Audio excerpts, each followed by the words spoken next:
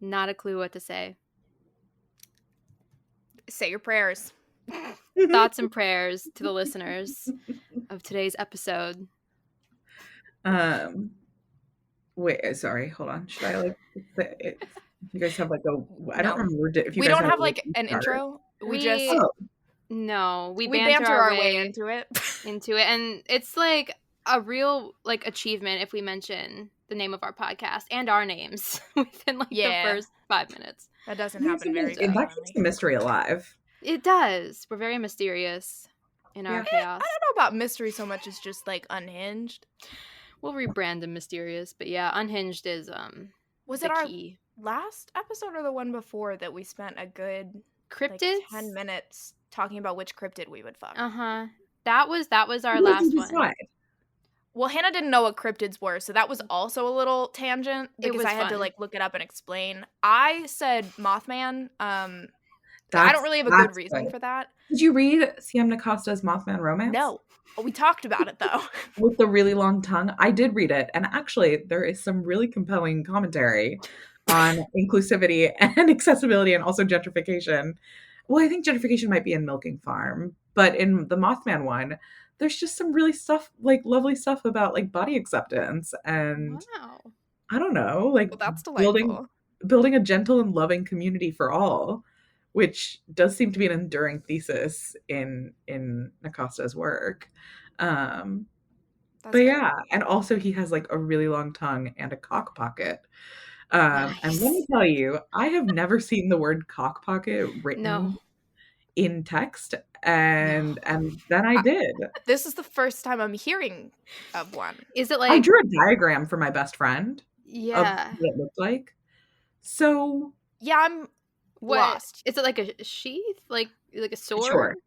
Sure. Like... Yeah, like it's kind of just an opening in the center of the moth torso, and from it the dick flops out and can be like retracted back in, but the opening is sort of vaginal and needs to be sort of stimulated. Interesting. And can be penetrated, ? From what I understand. It's been a minute since I read the book. Wow. Interesting. But like he's sort of smooth down there until he isn't. It's very like a Ken doll. Yeah. This Ken is actually the Mothman. This Ken has a cock pocket. Well, we will be reading that. My choice of Mothman was solid. My reasoning was just that I thought it would be fun to include in like 2 Truths and a Lie. Oh. Because who would believe, to recap, that I had made it to third base or more with the Mothman. Hannah went with a throuple with Bigfoot and the Yeti. Mm-hmm. Let me look up some of these options. Now I'm curious. I know you guys didn't ask, but now I want to know. I would like to know. Right? Because I had mentioned, because we were being cryptic, so I was like, we're cryptids, and I had no clue what it meant, so then she was going into it. I was like, I have no clue what you're talking about. But the Mothman. Oh, mine is easy. Messy. It would be the Loch Ness Monster. Like, it would literally be the Loch Ness Monster. Like, I mean, the opportunity to spend time in a gorgeous loch, like... That's a great point. I think as far as vacation destinations, it just really exceeds expectations. That's so valid. It's very true. Thank you I so hadn't even much. thought of that. I'm just looking at the list. There's a weird little frogman thing. Mm-hmm. I can't remember what it's called, but there was an image of it on the Wikipedia chart. It was horrific. Did you see the Ningen? I don't remember. It's like a modern Japanese aquatic humanoid creature, and it literally is a snowball with 2 legs. Like no human legs. Like, you need to look this up. I'm so serious. It's spelledNingen. There's one that we couldn't tell if it was the fuck monster. I think it's Spook, but I think it's funnier to call it the fuck monster. Oh, that is that is bizarre. Artist's impression of the Ningen. Wow. There is another podcast that I listened to years ago briefly because I was really into Arthuriana at the time, which is a phase that I go in and out of. But I was listening to like different mythological and folklore based podcasts, and there was one where every episode he would like talk about like a myth or a legend or whatever, and then the last 5 minutes of the episode were like Just a little monster, like just some random little cryptid monster thing from all over the world, and he would just talk about it, and it was like he had a funny little name for it, and it was just a little 5-minute, and I loved him. There are some weird mythological or like folktale creatures out there. I believe you. Wow. I think monster romance is, just at the beginning. Oh, yeah. Like, so much fertile territory to explore. Fertile. Very fertile. That was definitely a choice of words that I appreciated that. Say was intentional now in retrospect. I can't explain I don't read a ton of monster romance, but I have such a hard time explaining it to anyone who doesn't already read it. Mm-hmm. Because if they don't, it's not going to be a good time. It's like, listen, monsters. Yes, you would have to read it to understand. Right. Yeah. And it's not always good. Yeah. I read Wet Hot Allosaurus Summer yesterday because the audiobook was read now on NetGalley, and I was like, well. I wanted to ask you about that. So he does bite the arm off of the woman. What? I didn't have a chance to read your review, but Yeah, so basically she meets this dinosaur because it's at a point in time where they have, made dinosaurs happen again, and they're into society, and they have chips in their mind where they can speak to you telepathically and stuff. And so she stumbled upon him. I was like, wow, he's my mate. I love him. And then her father was abusive and shot her arm.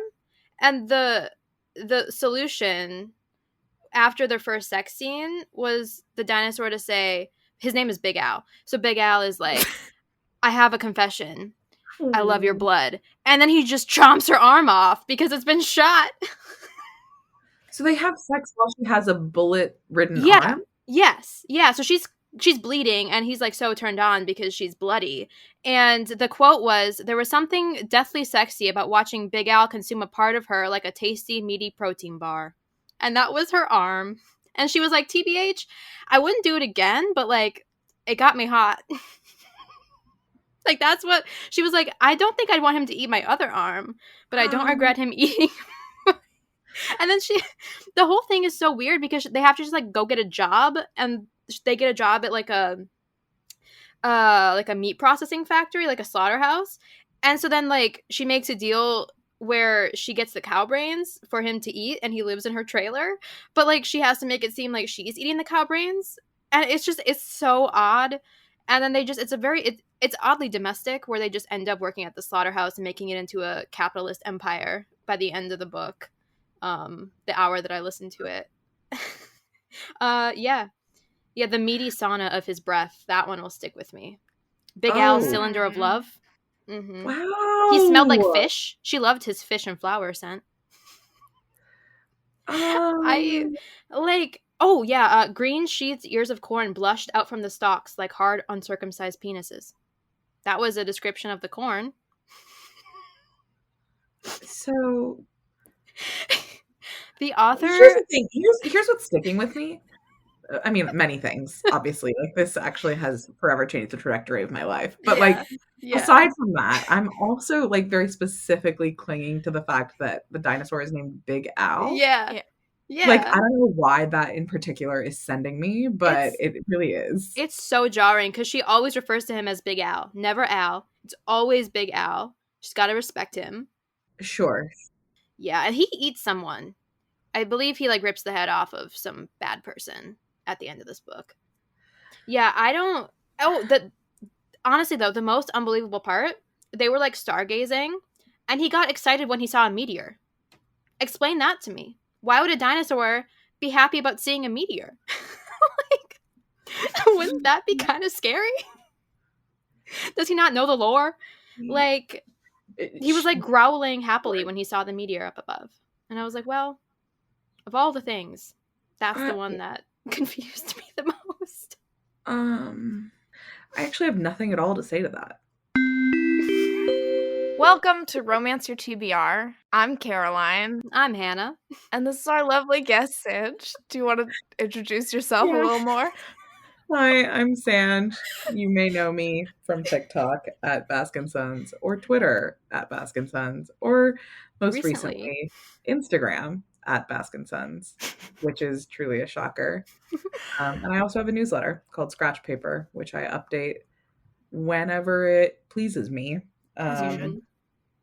Yeah, that's me. And your life has recently been changed by this information about. By this, I thought for like a split second, I thought you were referencing my admission into a PhD program. No. No, not at all. That actually is not nearly as transformative as the experience of hearing the plot of this wet, hot Allosaurus summer. Yeah. Right, which definitely, I mean, maybe God did leave this earth. And Big Al took his place. Sure. Oh. Sure. Totally. Okay, I realize like we are absolutely here to talk about like total classic Lord of Scoundrels. However, I also need to tell you, Caroline, before we like really dig into it, that I did read the hedgehog romance that you posted about. Hedging his bets. Amazing. Hedging his bets, which was like nefarious. Yeah. Like actually nothing short of diabolical. Yeah. And like the way I felt reading it. Yeah. I don't think anything has ever made me feel that way. Yeah. I can't tell how much of it was a joke. Yeah. You know what? Like, I feel like it had to have been written as a joke. But also... But it wasn't. I think frequently about, number one, the thermometer up the ass. But number two... there's I don't even remember that. Okay, so for the listeners and Hannah hasn't read it, but we've talked about this before. I feel in my soul like I've read it. Yeah, the hero is a big bad biker man. He wears a lot of leather, and he lives in this world. Like, some people are shifters. That's just a thing, and everyone knows it. And some people aren't shifters. And he is a shifter, but nobody knows what animal he is. He always stays in his human form to fight, and that is because he's a hedgehog shifter, a werehedgehog, if you will. And he's like super embarrassed by it because he's a werehedgehog, so he doesn't really shift very often. And the heroine runs this bar that he's constantly getting into fights at because he's really into her and just wants to sleep with her so bad. But then he finds out that she adopts hedgehogs, like rescues them, and he's like, interesting. So after number one spying on her while she gets herself off thinking about him, because she's also very attracted to him but doesn't want to like date him, he then hatches this plan with his cousin who is her friend and is also a hedgehog shifter. But it is like a woman who shifts into a hedgehog who is bigger and scarier than he is when he's in hedgehog form. That so is he critical. has a complex about that as well. Right. So he goads her into this whole, like, gets her to agree to this plan where they both shift into their hedgehog forms and then they fight and she roughs him up really badly. And then he goes and waits like a pathetic little injured hedgehog by the heroine's car. And she comes out and is like, oh, poor little hedgehog, blah, blah, blah. And his plan is that she'll take him home with her. I don't know what the rest of the, like, he didn't seem to think this plan through very far. He just was like, that'll get me into her house, I guess. He didn't plan anything beyond that point. But instead of doing what he expected, she drove him to the vet instead. And at the vet, received a thermometer up the ass, which they were like, he seems really unhappy with this. Boy, was he. Yeah. But he didn't shift. No. Like, he just... I guess if it was so reprehensible, I don't know why you wouldn't just shift. Well, because at that point, can you imagine you shift back into your human form and you're like on the vet's table? The thermometer is still up your ass at that point.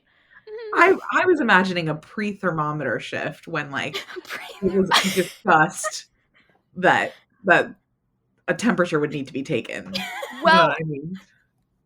But you still end up awkwardly having to explain yourself, and it doesn't get him into her house. Totally. It just gets him without a thermometer in the butt. This is true. Do they like keep their clothes on after they shift, or is he like would he be like fully naked in the vet's office? I actually don't. Like ass out. No, he's naked because he had to have a friend stash his bike and his clothes at her like behind her shed. Right. That's right. So that would have been a visual. So this grown man is now on this table, ass out, ready. Yeah. It is. Which, I mean, whatever you're comfortable with. But I don't know that any of this book is comfortable with anything. No. Do you know what I mean? Also, I should say this is definitely not an endorsement of this book. I do love some really bananas books, but this one, like, is also just, like, so weird about fatness and body image. Like, yes. Which I was like, look, you could have just let this be fun and weird, and instead you had to make it weird and fat phobic. Like, yeah. There's all this stuff about him calling her bubble butt and her being pissed about it. And then him being like, what, you think I'm a bear shifter? A big fat bear or whatever? And I'm like, literally, what is going on? Like, someone wrote this with, like, an agenda. Do you know what I mean? Like, it just does not, like, the logic is not there at any point. I don't know. There's some weird consent things. He gets into a horrible accident also, and then just continues to live at her house even though he's healed, but he's lying about the fact that he's healed even after she was mad at him for the first time that he was lying. Listen, is it good? No. Was it an experience? I can't say that it wasn't. Right, exactly. I would agree with that. I don't regret reading it. And I don't regret reading that Goodreads review. I really don't regret reading that Goodreads review because that was a delight. I was inspired specifically by a review that Caroline posted on her story. We'll link it because it's so funny. Yeah, the review is better than the book. Yeah, objectively, it's better. And they say negative reviews don't sell books. Yes, they do. There you go. I can't remember what book it was. It was some book that I read recently that I looked at reviews, and there were a bunch of, like, 1- and 2-star reviews, and one of them was like, this is pornographic. And I was like, great. Old. I will be reading it. God, there was one of Eva Leigh's books that I didn't enjoy, but I didn't enjoy it for other reasons than, like, every other negative review. And it was all because it was, like, 2010-ish, like, in that range, or maybe even like 2010 to like 2016, somewhere in there. And they were so mad that she was a feminist. They were like, why do we have a feminist heroine? This is just insane. I can't believe she wants rights. They were like, this agenda in this book. I was like, oh my God. I was like, you can find those reviews on, like, every Sarah McLean book ever written. Yeah.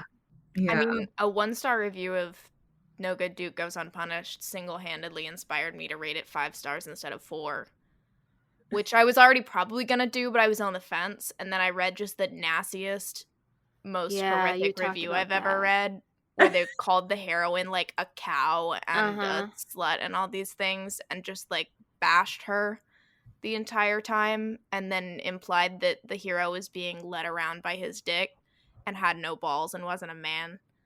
And just so many things. And they were like, vicious fucking cow. And I was like, 5 stars. Yeah. I mean, like, literally nothing will get me to pick up a book faster than someone being like, the heroine is a slut. I'll be like, yeah, I love her. Like, we are best friends. Like, there have been some wild ones where they're just like, I can't believe she had sex before marriage. Like, what is this? Why are you reading romance? That's the thing. I'm like, is this your first, like, this can't be your first one. Like, why are you reading this? Like, go read the Amish romances. There was one that was like, was it, I think it was on like PRH Audio or something, and it was an Amish one. I was like, I'm very tempted actually to just see what an Amish romance is like. But Amish romance isn't written by Amish people, right? Like, it's just about this sort of, like, idealized, like, Christian homesteading sect, question mark, right? Yeah. Like, romance with no sex, and also God. Like, it's just like the trad wife ideal, right? I guess. I mean, none of us have read them, so I guess it's not really fair for us to say, but that is my understanding of it. Yeah. It's like historical romance, but if historical romance were like these really old conservative white ladies' ideas of what historical romance should be, except it's set in the present, but it's basically historical because they don't have, like, technology or anything because they're Amish. I'm sure. That's it. That's all I got. My circus, not my monkeys. So on and so forth. But speaking of people who did, in fact, abstain from having sex premaritally, Should we talk about Jessica and Dane? Look at that. We bantered our way. With each other, I should clarify. Dane was having tons and tons of premarital sure. sex. He was paying for all of it. Yeah, exactly. But, yes. with each other. They kept it yes. very chaste, didn't they? I mean, like, technically, yes. They just had some of the most erotically charged makeout sessions in the rain ever written, maybe on page. Yeah. But aside from that, I, on this third reread, noted that I don't think I had realized before that when they make out against the lamppost, he's the one with his back to the lamppost. I think in my head, for some reason, it was her because that's always how it is. And I only on the third reread was like, oh my god, did I not notice that before? Oh, I love Jessica. Because was that the one where then they get ruined, or was that... No, that's at the ball. That's at this the ball. One they just make out in the rain, and he does it to, like, teach her a lesson, kind of, but then she kisses him back. And he loses his mind. And she also loses her mind, to be fair. Yeah. And then they make out with him. He, like, picks her up, but he's leaning against the lamppost, and also it's raining. That isn't interesting. And it's the hottest thing in the world. And then they go to the ball, and it's a whole thing, and he has, like, a dramatic midnight entrance, which, sexy. And then he breaks her fan, which, sexy. Very. And then they make out in the garden, and they get caught. Yeah. Which, sexy. And then she storms in a red dress and shoots him. Which is actually the hottest thing I've ever read. Yeah. Nothing can, like, describe the experience of reading that for the first time.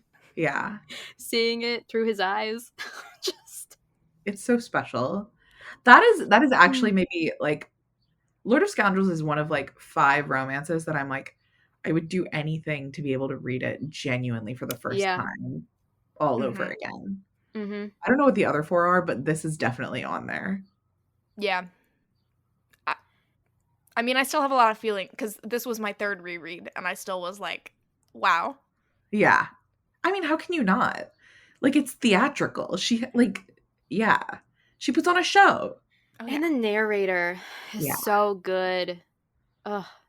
There was... Sanj, I know you're not an audiobook reader, but if you do. She gives the performance of her life.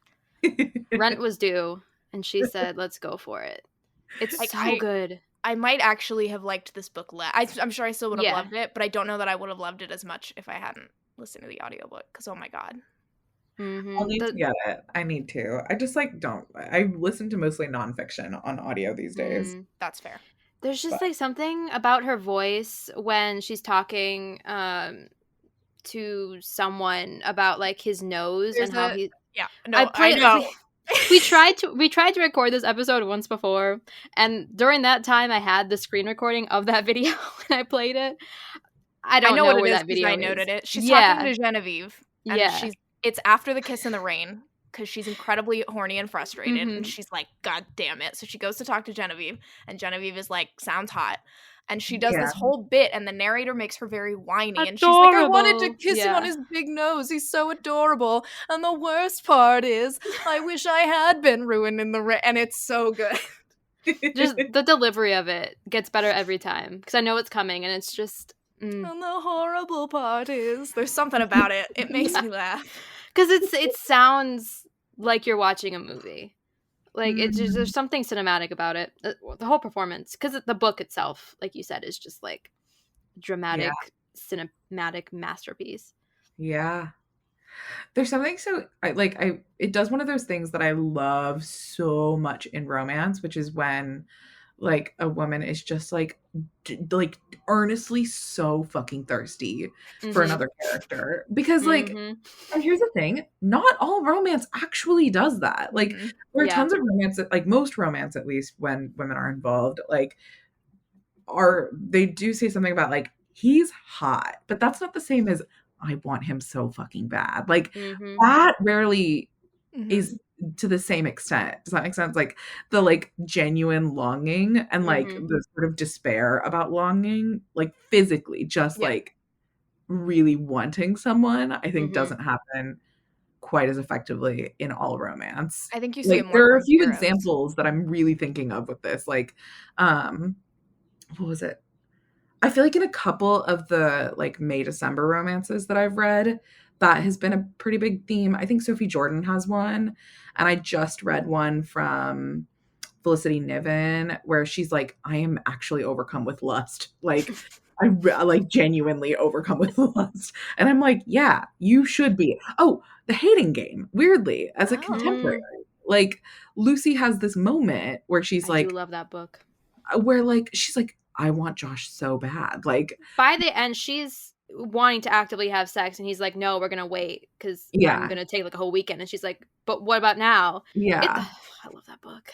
But I love that. Like, yeah, it should happen more often. And I feel like now that I've said this, well, Caroline, like, so this happens in every book. You're just stupid. I'll be like, yeah, you're right. But I'm thinking about a specific kind of feeling. Do you know what I mean? Yeah, because we had just read The Luckiest Lady in London, and I think that's a great example. Oh yeah, of the heroine also She's just so like horny. yeah.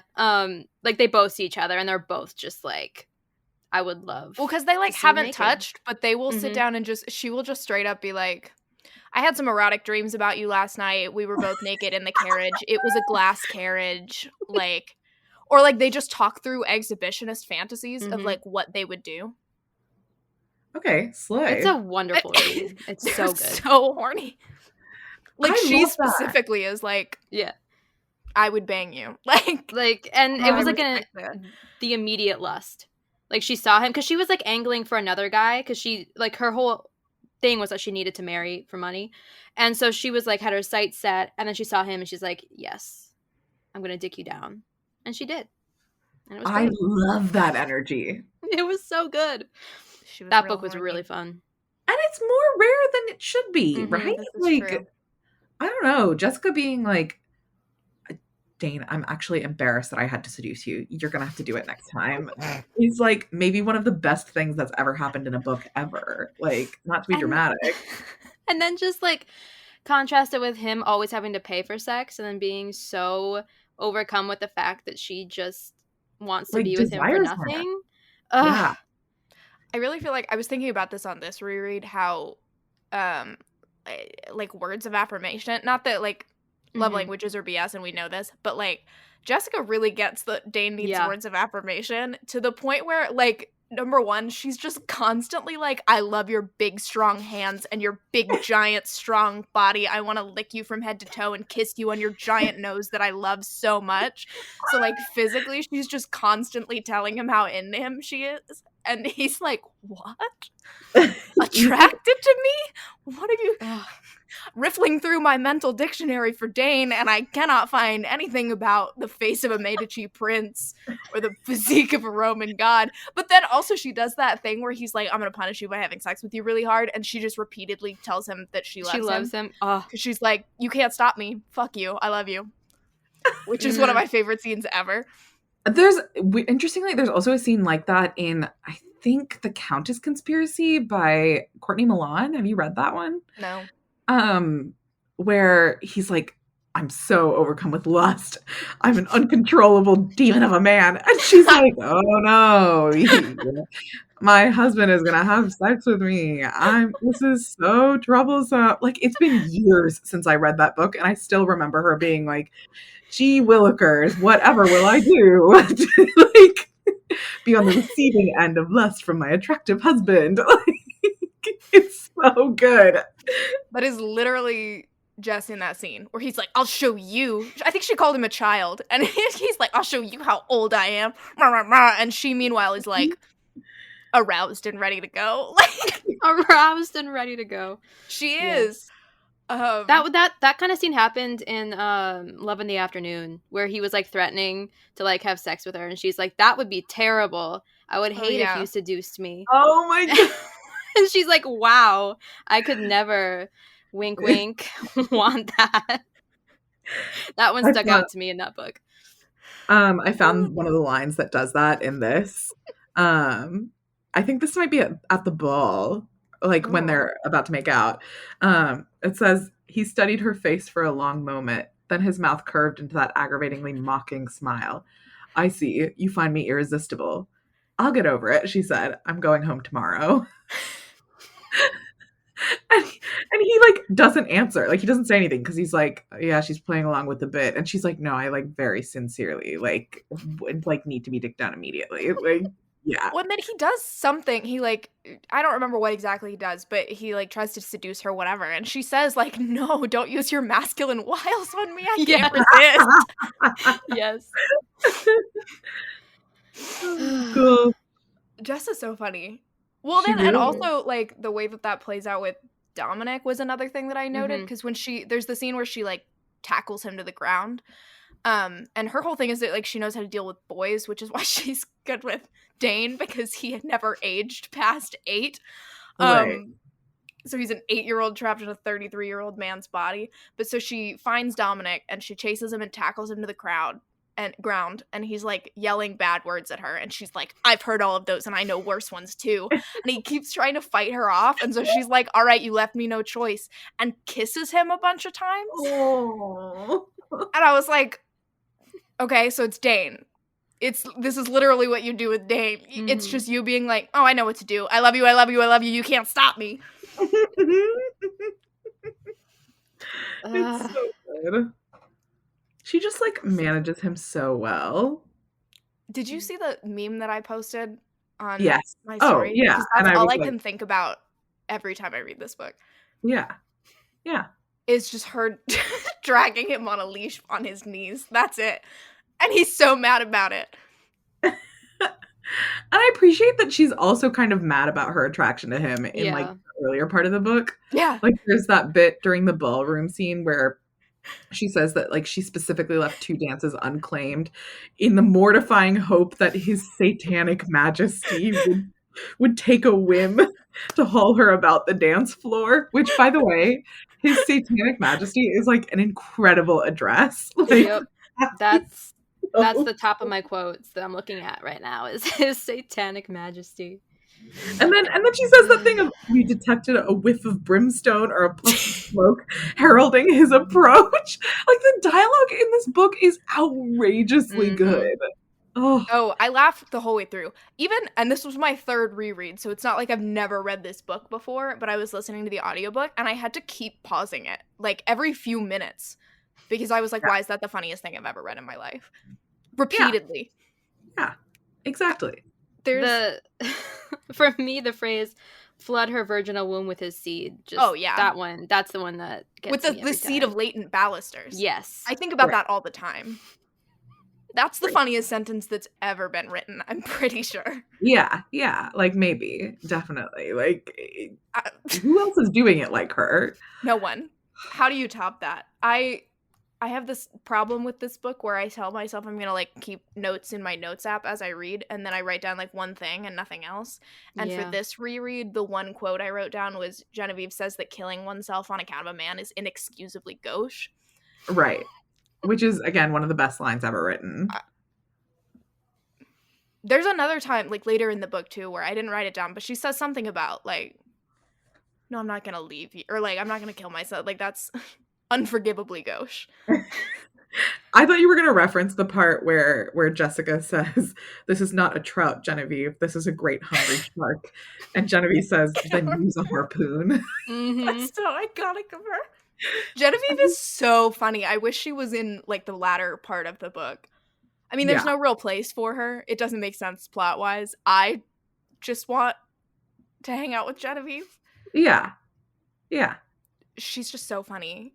Yeah. They're like, ugh, she received, like, 8 marriage proposals last year, and the family's getting embarrassed. Like, right. And one of them, Lord Fangiers, was 34 years old.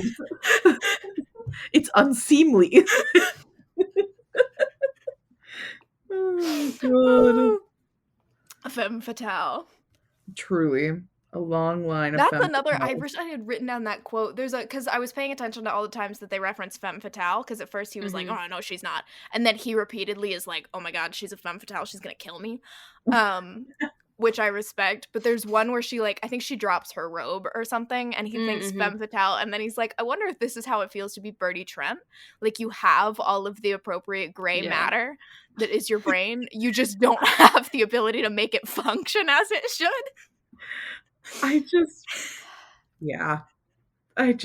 what a special book.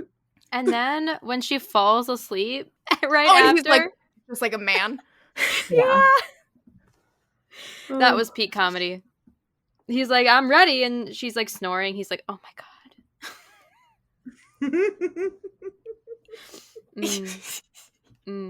I think Dane is just so funny because truly, what is wrong with that man? Every time she's like, oh, I get it, you're very sensitive and high-strung, and his only response is, sensitive? High-strung? High-strung? Sweet? And then by the end, he's like, oh, well, my delicate sensibilities. Like, he's like, no, you're right. I am very sensitive.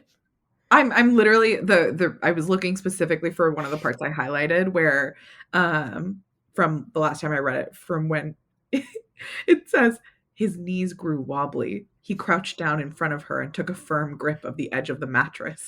He cleared his throat. Lust. Period.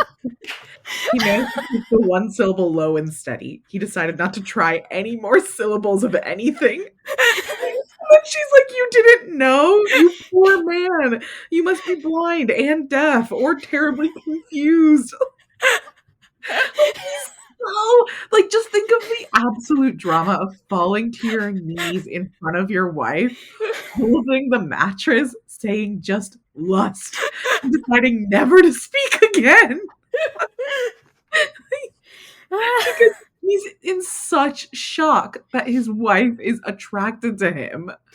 And I think I just like expected the book to be either a lot more dark or just not to have like the humor and just like the solid like thread of just witty banter and really emotional like thoughts, because like the prologue is so sad.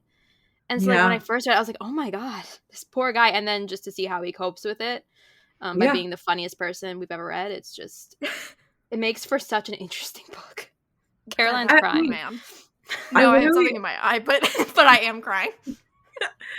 I remember when we recorded this the first time, I was thinking about how like this is the book that talks about how like trauma is inherited. Like this is the masterclass on like aristocracy, wealth, and power as things that like render us like less human and less personable and less connected to each other. And like that's a thing that is enforced upon us by like generations of people thinking that that is like the way forward. And like this prologue is evidence of that. Like this is the thing that The Duke and I by Julia Quinn tries and fails to do. Like, I mean, that book fails for reasons maybe besides this, but there is similarly a prologue of like a callous husband and a lost mother and a like lonely child who is inheritor and like left to the dust. Like, but it's such a smart book too. And I was also thinking about the like use of POV in this, how like it's switching back and forth between them in the same chapter, and like there's a moment where you're so clear on how Dane is moving through a scene, and immediately Jessica's like, that's the hottest man alive. And you're like, what's going on? She's like, I'm filled with raw animal attraction for this big hunk. And he spent like literally 8 paragraphs being like, this frail woman is probably terrified out of her wits to be near me. And she's like, damn, I would eat you up immediately after. Like the whiplash you get, but it's also so smooth. Like like there isn't a marked transition besides a few spaces. And I guess in the audio, there would just be like a bit of a pause. There isn't really. It just flows. Right. But it like, you barely notice it. You're just like constantly being pulled back and forth and back and forth. Yeah. Genius. Oh my God. I was thinking about like the prologue and the introduction to each of their characters, because Dane gets like a 20-page just saga of trauma where you're like, here's the worst series of events that could happen to someone. That's the hero. And then Jess, you're introduced to her not by like any kind of backstory, but by Birdie's valet. Literally just being like, oh, thank God Jessica is here. She's gonna fix all the problems because she always does. I love that line. Ugh, I was like, okay, so she's the Westcliff of Lord of Scoundrels. She shows up, she assesses problems, she solves problems, and moves on. Exactly. Ugh. And she really does, repeatedly. It's so funny. You know what this has me thinking about? It's kind of funny how, like, so many other romance novels where, like, women are, like, sort of independent and, like, left to do what, or, like, have independent wealth, like, or historical specifically. Sorry, I should say. Because I feel like specifically the comments that historical writers get are, like, particularly unhinged. Yeah. Like, Yeah. people just have a very clear vision of, like, what is and isn't allowed to be a historical, and, like, what the rules are for a shared universe. But, like, a lot of historical writers get reviews and comments that are like, I can't believe this woman was written to be so free and not constrained in this romance. Do you know what I mean? Mm-hmm. But I feel like you don't really get that critique of Lord of Scoundrels, despite the fact that, like, Jessica is independently wealthy, fully a spinster, but, like, beautiful, attractive. Like, it doesn't seem to have, like, a ton of qualms about premarital sex, really. Like, she's, like, kind of okay with being ruined, and, like, has a grandmother who is also sort of, like, sexually accomplished, and, like, they both talk about sex and bodies pretty openly. And, like, I mean, I guess it's, like, in this sort of very, like, specific tonal way, but, like, I personally have never heard someone be like, Lord of Scoundrels is a weirdly contemporary book for historical. Do you know what I mean? Like, it just doesn't get that critique, and I'm wondering, like, why that is, despite doing all the things that they hate. And it's, like, from 95, I think. Yeah. So it's, like, old. Right. Like, when there were more rules, I guess, even. The only explanation I have, and it's not the right one, the only thing I can come up with, though, is that it's just so good that is true. No one can do. They just are like, wow, what a great time. No, I think you're right, actually. Because how do you read that and be like, well, I have some issues. Free with her affection.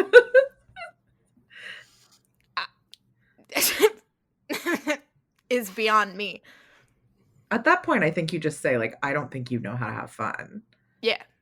Well, that's me. That is also true. Most people who ever say anything even a little bit along those lines. So Right. Totally. I mean, like, didn't, like, Alexandra Vasti, I remember reading some of the reviews for Margot and the other one. They both got, like, big reviews that were like, this is a little too feminist and new wavy for me. I think Margot was the book that had that really unhinged review that was like, I can't believe she had premarital sex, and was, like, really upset about it. It was it's wild to me that anyone can assume that, like, also the Regency period, people are so horny in the Regency. Yeah. That's just, like, a known fact. They get more constrained as you get later into the Victorian period because of Queen Victoria, but, like, that didn't stop the people from being horny. It was just that society got stricter. The Regency was, like, tits out, everyone was horny. I don't know what to tell y'all. The Georgian period? I just think it's kind of silly to assume that, like, sexuality was discovered 15 years ago. Not to turn into, like, Sebastian, I can echelon, but, like, wild to assume that we invented depravity, as if people haven't been having insane amounts of sex for thousands of years. I mean, weirdly, there is also another relevant Sebastian quote for this. Is it Sebastian? No, yes, he's talking to Evie about how when Annabelle and Simon went to France, they had a really good time, but they also saw some really, like, racy things. And he was like, yes, the French are famously a lot less suspicious of pleasure than the British are. And, like, I think that thing about being suspicious of pleasure is, like, so real. Oh, gosh. I love that the French are either villains in historical romance, because Napoleon, so the French are the bad guys, or they're what the French are in this book, which is, it was a crime of passion, so we literally couldn't arrest you, or people would die in the riots. Or, which is, like, the funniest logic I have ever read. That entire sequence kills me. Or there's a bit where Esmond is talking about Genevieve and Jess, And Dane is like, like, I don't get why everybody's so obsessed. And he's like, well, that's because you haven't met them. All of that charm and wit, like all of these things, it's too much for any Frenchman to withstand. Like, they're all obsessed with her. Or with both of them.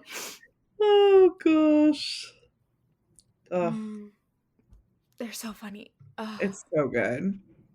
There's just so much good stuff happening in this book. Like, it's just delicious every time. And, like, this is one of those books where I genuinely have, like, 8,000 things. Yep. Like, highlighted. I have, one of the other things I have highlighted is when she's like, how can you be so insensitive? I do not wish to be hustled away from Paris as though were a mortifying secret. And he's like, a secret? In St. George's, Hanover Square? How much more bloody public and respectable can this infernal match be? Like, that whole, like, little middle period between the shooting and them going back to Dane's estate is, like, also so lovely for no reason. Oh. I can actually never recall. Another one of the, like, Kate Redding does such a good job narrating is when they do their little outing in his carriage or curricle or whatever, and just, like, drive around with his crazy horses that she doesn't know are trained to do insane tricks, which is such a random, like, they never come up again, but just for this one scene, he has these circus trained horses that are, like, viciously attacking everyone and going off the rails. Anyway. But there's a scene where she talks about the, like, negligee that she bought for her wedding night. And she, like, tries to kind of tempt him with it, and he's not having it, but then he's like, what color is it? Like, he can't resist. And she's like, oh, well, it's, like, dark burgundy red, and it's got this black lace, like, eyelet work. Well, I'll just, like, here. And she's, like, pointing here out on her body where the lace and things are. And he, like, ceases functioning. That's so good. Like, he just loses his brain shuts off. He actually just, like, makes out with her for a little while. Like, and then the horses get a little bit trippy, so then he has to, like, steady them and then go back to making out. Sure. I think that's the classic. Yeah. With his one functioning hand. She's like, your arm should be fine. I specifically shot you right there so you would be fine. I'm a woman with a plan. Oh gosh. Oh, so good. And just the drama of them both thinking they each staged the ruination. That's also just so delicious. Oh, yeah. Wow. God, this is so such, like, a lovely recollection of this book for me. Like, because it's, like, actually been, like, 6 months since I read it. Which is not that long, but I guess it's still kind of long. It's a while. Well, I was going to ask, because last time I asked about this too, have either of you read more of Loretta Chase's books since? I have not. I read Mr. Impossible, which has been, like, described as, like, Indiana Jones-esque. Okay. It wasn't my favorite. There were some weird issues just with the hero and just some of the characters, but you could still tell it was Loretta Chase writing, but I didn't find it as, like, witty and just enjoyable as this one. Like, the hero, everyone says he's, like, a himbo, and that because she's the archaeologist or whatever her title is, and he's just kind of there to act kind of as, like, a bodyguard-esque. I think it was a while since I read it. It was last year sometime, but that one is a fan favorite too, but it just didn't stay with me like this one did. But I have, like, a bunch of other ones from her to read, so we will happen upon them eventually. Yeah. Well, you got the important one out of the way. So there you go. That was my one. Well, and this one is, like, part of a series. Rex. Yeah.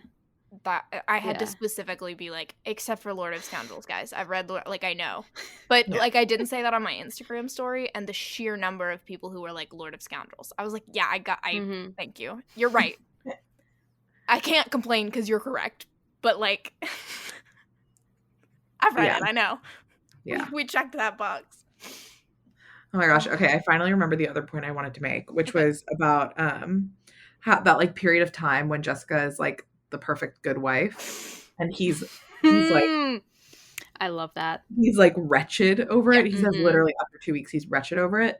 I was thinking about how like genius that is as like a romantic device, because it really proves that like he earnestly loves her for her. Like if the thing that makes him miserable is her not being herself, like isn't that the ultimate fucking romantic gesture? Like is there anything more romantic at all?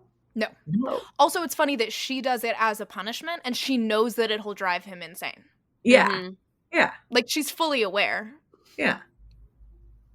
And I have so much respect for that. And he was just like willing her to say that she loved him again, and just how devastated he was that she wasn't. He was like, she's moaning, she's doing this, she's enjoying it, but she won't say she loves me.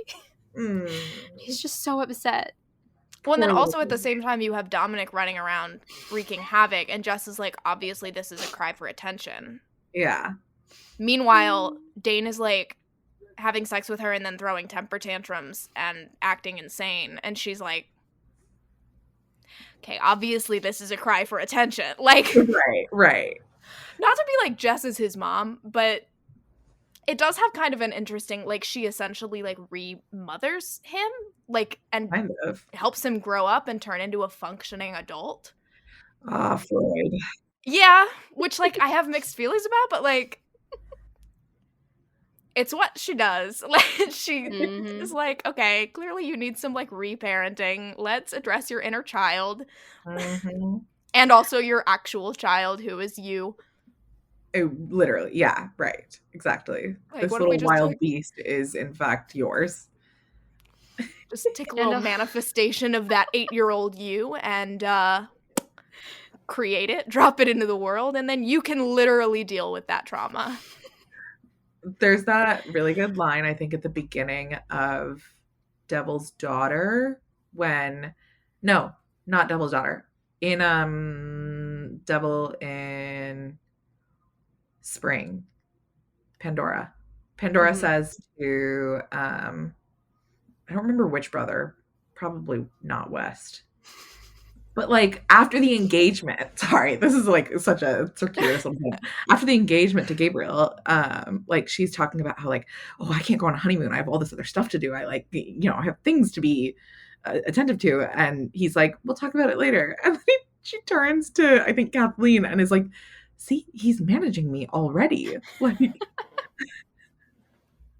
no, it's not to Kathleen. It's to Kathleen's husband, whose name I'm forgetting. Devin. Devin, yeah. Because then Devin is like, oh, I know the feeling well, and like looks at Kathleen. But like, it's that like gentle managing that I think is like so funny to see on page. Oh, it's so good. It's funnier when they're mad about it. She'll and he does repeatedly. She's like, you're upset because you like at the wrestling match, and he's complaining about literally everything in the world. Like it's everything is wrong. The crowd is too thick. They're too close, even though he's the one who pushed them that far. No one in the crowd has bathed. This isn't even a good match. Why did this guy even invite him when he could have stayed home and had sex with his wife? All these things. He's so upset about everything. And Jess is like, oh, I understand. Like, you meant this outing as a treat for me, and now you're upset because it's not going the way you wanted it to. And he's like, stop humoring me, Jess. I don't like to be humored. What a silly little man. He's so silly. I guess that's like part of what's also sort of genius about this from like a gender commentary perspective of like, yeah, totally Freud, etc. But also there's this sense of like Jess sees like masculinity for the theater that it is, like the outrageous, untenable, like unsustainable theater that it is. Like his performance of like masculine power is like so hollow, and she like gets right to it. She's like, sure, absolutely. Like, your troubled boyhood is now my problem, I guess. And I am problem of cosmic proportions. Exactly. And I'm willing to take on that burden if you will dick me down. Like, as she should. And he's like, I don't appreciate being perceived in this way, but I'm in love with you, so I guess I'll make do. Well, I think because they repeatedly are like, oh, well, she raised all these boys. Like, she understands the, like, masculine logic of X, Y, and Z, where she's like, I simply don't have time for your nonsense. Yeah. But I have been through this so many times. And raised so many boys. I guess it's also interesting that, like, her sort of caretaker energy, you know how there's, like, often this, like, Madonna whore thing of, like, her status as, like, the virginal caretaker does not make her, like, not incredibly sexually appealing. Not just to Dane, but, like, to everyone who meets her. I feel like that's a kind of interesting presentation. Also, it's, like, getting dark outside. I know no one can see me on this podcast, but, like, I'm soon either of you will also be able to see me. Be a black square. Just a ghost. Yeah, just like a voice from the dark. Gently phone lit face. Yeah, like I do a horror podcast. Just like gloomy features, and then all of a sudden, like eyes peering through. His satanic majesty, the reprise. Absolutely. If only. I wish. Though actually, like I wouldn't know how to handle Dane. I would tire of him too quickly. I have been reading. Love to be friends with Jessica. Oh yes. I've been reading the, like, Dangerous Men and Adventurous Women collection of essays from romance writers, and it's from 1992, so there's some real dated stuff in there, and also things that even if they're not dated, I don't necessarily agree with, but thought-provoking. But a bunch of them have been about, like, the hero is one of the most pivotal, if not the most pivotal character in the romance novel. And he's a fantasy, not in that, like, straight women are like, not that we would actually want that. He's a fantasy in that he's, like, something to be dominated. Like, he is also the villain. And so by the end, the heroine triumphs over the patriarchy, the man. The, like, greatest danger is, which is why, like, bodice rippers have so much sexual violence, because that's one of the greatest fears of women is sexual violence. And so in order for us to experience that, like, danger and triumph, that's the thing that we're afraid of. So the hero is also the villain, and then you win at the end by, like, taming him. So I'm like, God, I love Dane. Would never, ever speak to that man in real life. Not a chance. But on page, what a fantasy to have that man on a leash. Like, walk him like a dog, Jess. Walk him indeed like a dog. She doesn't even need the leash. She'll follow. Like, that's true. Hold the leash in his mouth and follow. Like, he'd be one of those. You should get him eating out of her hand. Anyway, I also think Dane's, like, brief bout of Catholicism, like, his relationship with God in this book is interesting. Yeah. Because it's very minimal, but it's very, like, crucial in the moments that it does come up. Yeah. I don't have anything super insightful to say about it. I just thought it was interesting. Like, the very few times that it was noted was, like, the one time when his mother leaves and he prays, I think, the Hail Mary in Latin, rather. And that's, like, the thing that his father's like, he's the heathen and a devil and a whatever, heathen, whatever, and, like, sends him off to Eton. And then at the end of the book, I can't remember if it's once or twice, but at least once when he's, like, listing the reasons that Jess married him. Like, one of them is, like, she's crazy, like, she's out of her mind, and another one is that, like, God's done him a good turn, and he's like, well, that's never happened before, so it's about time, like, he owes me. Yeah. There's another time too, I think he prays. Well, I was going to mention his reaction to the Madonna. Yeah, we need to talk about the icon. Yeah, like, his just, like, overwhelmed reaction to the Madonna feels like evidence of, you know, like, there's that bit of, it's very, like, sort of inspirational romance, like, love of man may beget love of God kind of thing. Like, it just, he, like, falls in love with Jess, and it, like, reconnects him to something. Dominic also does that. There's a part where he goes in to get him, and he's, like, in a heap on the ground, and he's crying for his mother, And in Dane's mind, it goes back to the Hail Mary in Latin that he prayed when his mother left, which hit. Yeah. That boy. Yeah. Like Dominic, but also Dane. Yeah. We are all Jess in this moment. Yeah. Like, so horny, but I also want to heal your inner child. Literally, like, horny, but I want to feed you soup and just give you a hug. To be fair, I feel like those two feelings are not like that far apart from me on a regular basis either. No. Like, no, those go together. Yeah. Call it what you want. Mine would be horny and just absolutely falls asleep. Sure. I think that's my religion. Sure. Tag yourself. Tag yourself as a scene in this book, and that's yours. Yeah. Just.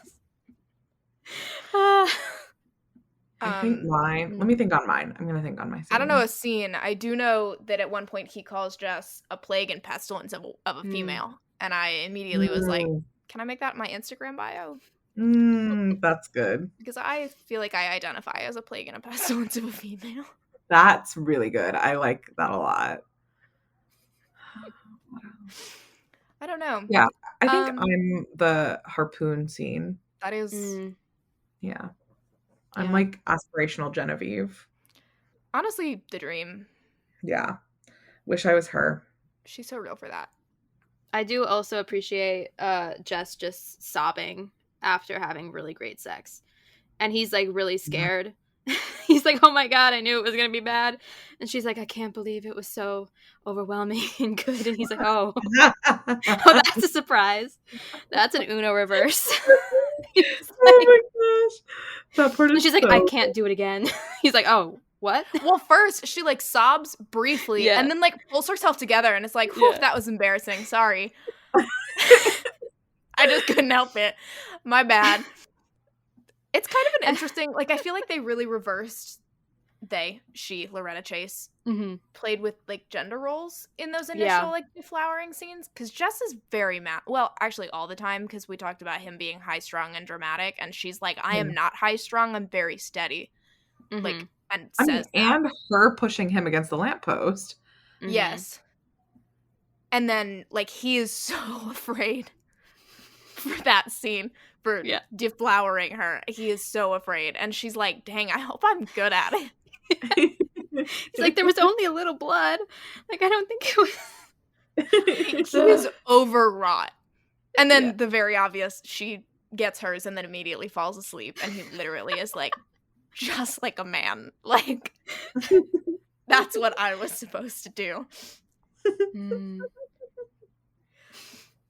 Wait, I want to go back to the icon, because I feel like there's a lot going on with the icon. Yeah, so much. Because... like, so much. I'm like, I was torn. I was trying to figure out, like, if you're going to assign a metaphor to this icon, like, what is it symbolic of? But I feel like it's so many different things. You know what I mean? Because at first I was like, oh, it's Dane.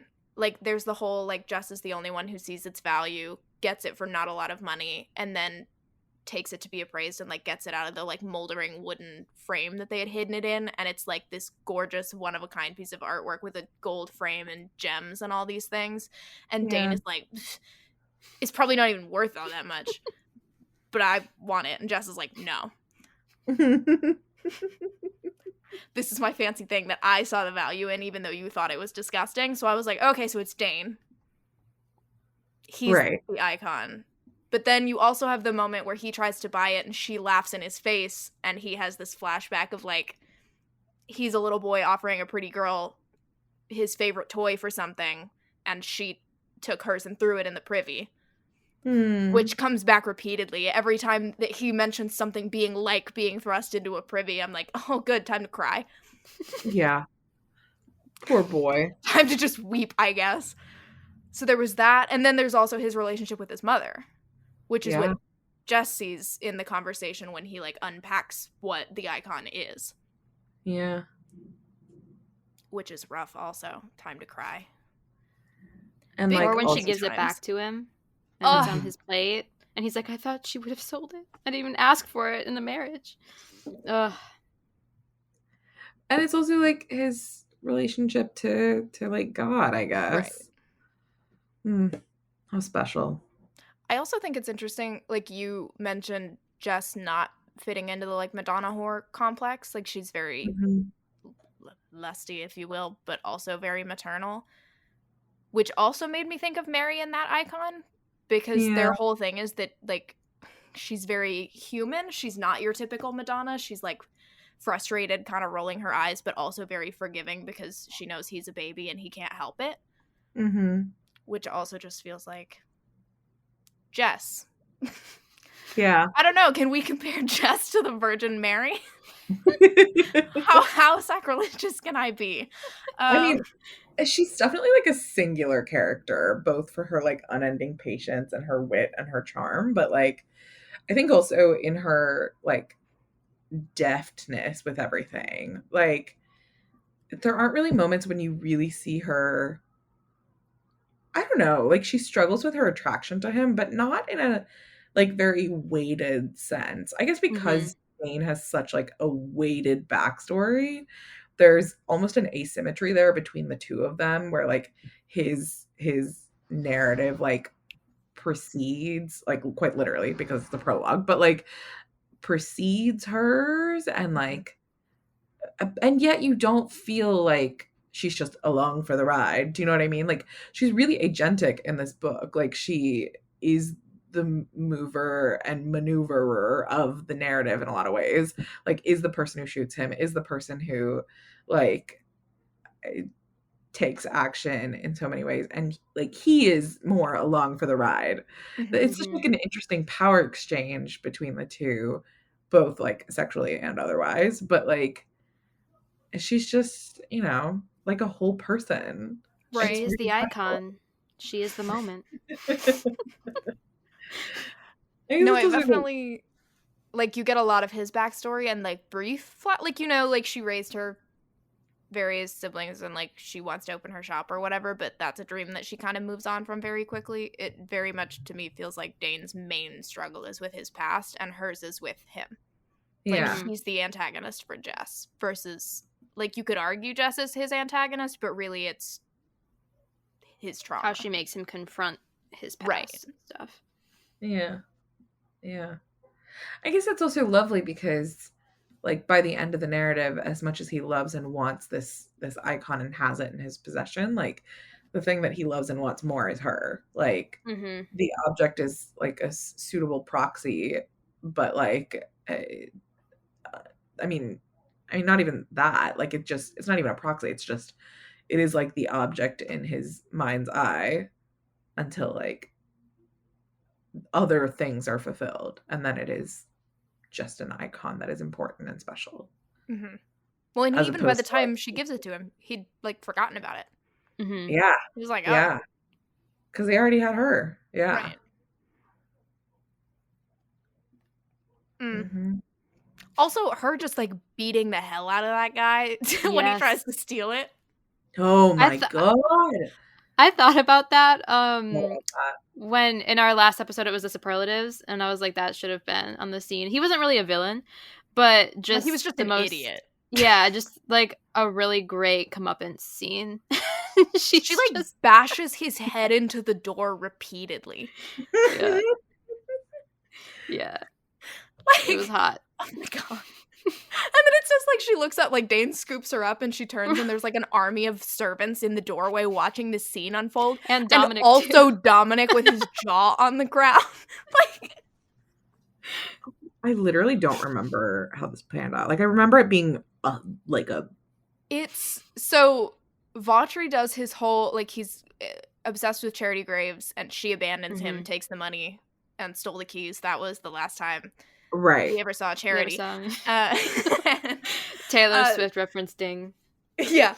So she leaves and he thinks that she's just like gone into hiding or whatever, but he's like, oh, perfect. I'll just carry out her plan by myself and then she'll love me because I'll be like the hero. And so he sets like an outbuilding or something on fire to get everybody out of the house. So, like, most of the servants and everybody goes to go put out the fire, and then he sneaks in and steals the icon because he thinks it's worth $1 bazillion. And then as he's sneaking out the hallway, Jess sees him, and he tries to make a run for it, and she beats the shit out of him and, like, repeatedly slams his head into a door until he drops. And she's, like, scolding him all the while.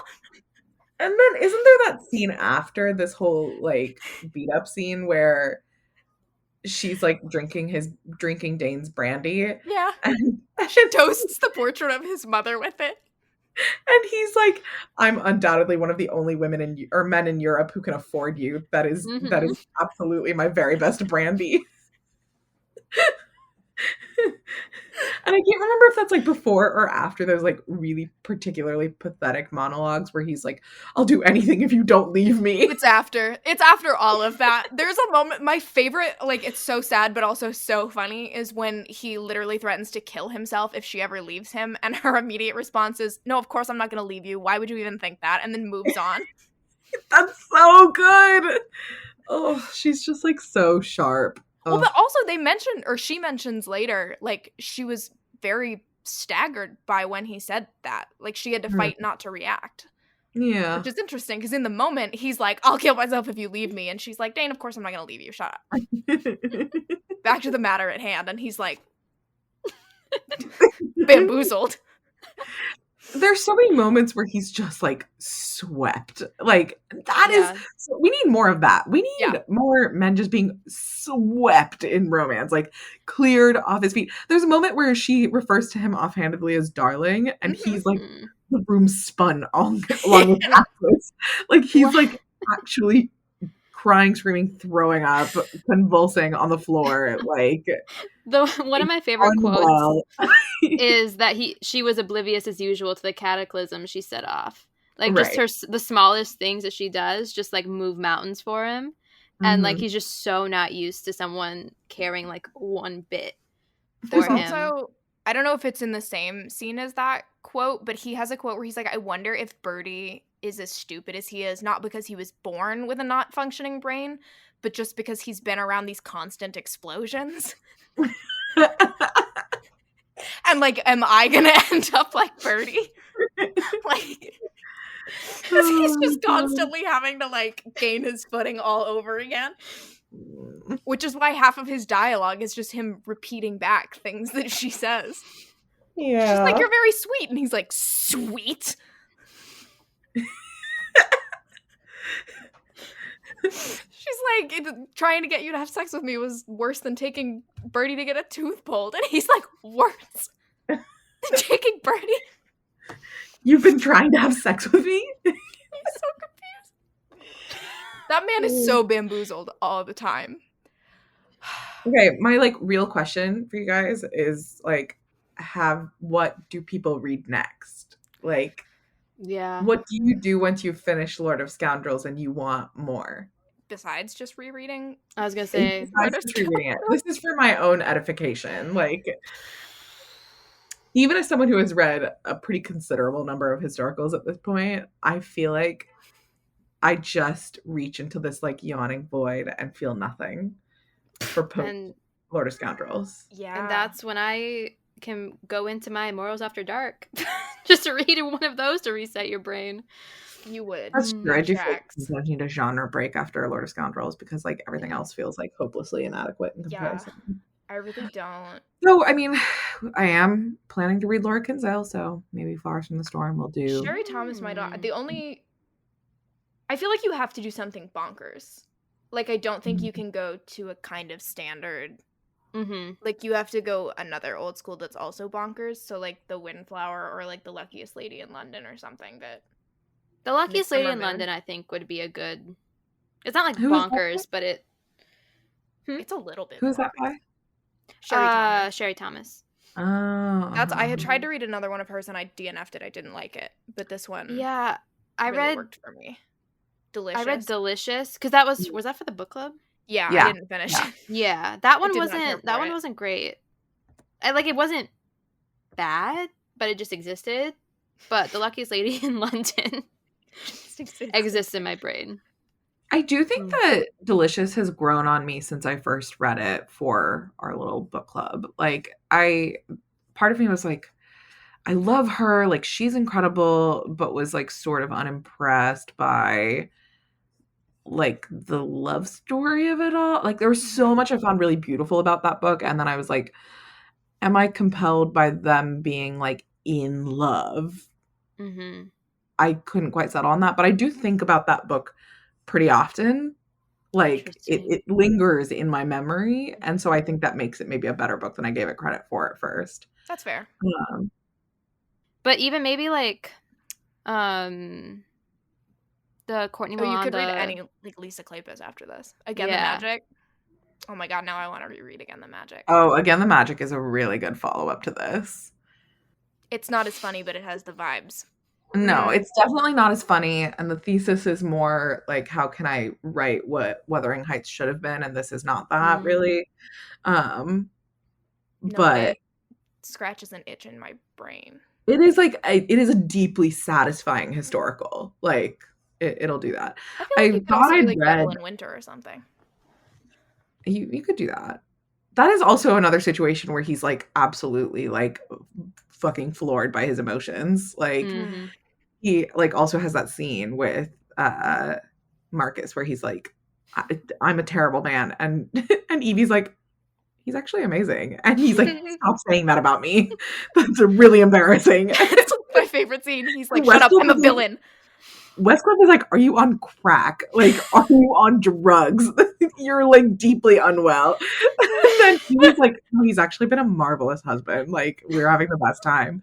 And then he goes and gets himself shot, like, after that scene, because he's like so distraught. That's not why, but like because he's so distraught. Yeah, it's just funny. He really has the audacity to spend the whole elopement like bringing hot bricks to warm her feet up, and then after the wedding where he gets fucking like tricked out of so much money that he doesn't have because he's terrible broke. Music performance. Yeah. After all of this, he spends their wedding night like bathing her and brushing her hair and putting the tooth powder on her toothbrush and all of these things. And then they get back and he's like, I'm terrible. I'm a villain. I'm so evil and awful to you. And Evie's and she's like, sure. Literally no. Like, what are you talking about? And he's like, I'm a bad guy. Yeah. And she's like, that's really funny. I'm not listening to you.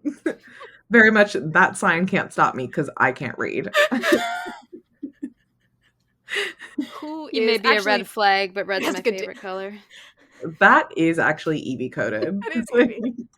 I think that I can read that sign, but that won't stop me is Jessica.